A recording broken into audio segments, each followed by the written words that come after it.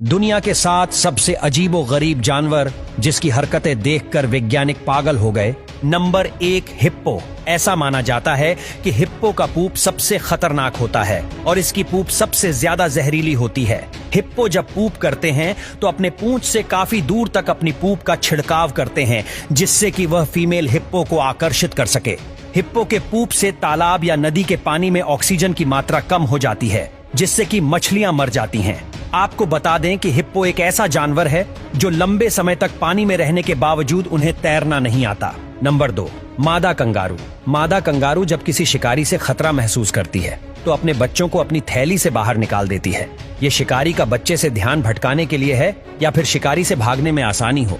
इसलिए कठोर परिस्थितियों में जब संसाधन दुर्लभ होते हैं तो मां कंगारू दूसरों का समर्थन करने के लिए अपने एक बच्चे की बलि भी दे देती है।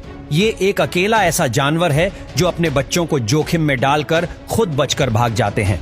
नंबर 3, अभी जिस जानवर को आप देख रहे हैं इसका नाम स्लॉथ है। ये दुनिया का सबसे आलसी और कामचोर जानवर है, बिल्कुल आपके दोस्त की तरह, क्योंकि ये दिन के 15 से 20 घंटे तो सिर्फ सोते सोते गुजार देता है। आलस इतना आता है कि हफ्ते में सिर्फ एक बार ही टॉयलेट करने के लिए पेड़ से नीचे उतरता है।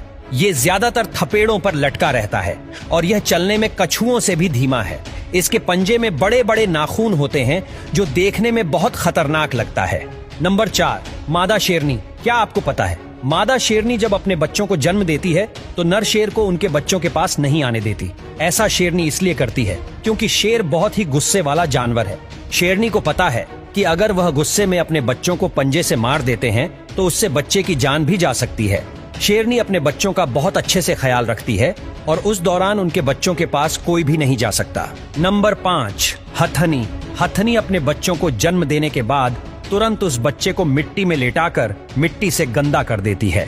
ये ऐसा इसलिए करती है क्योंकि बच्चों को जन्म देने के समय बहुत सारा मलमूत्र और खून बढ़ा देती है, जिससे कि उसकी स्मेल से अन्य जानवर सक्रिय हो जाते हैं और आसानी से बच्चे को ढूंढ सकते हैं।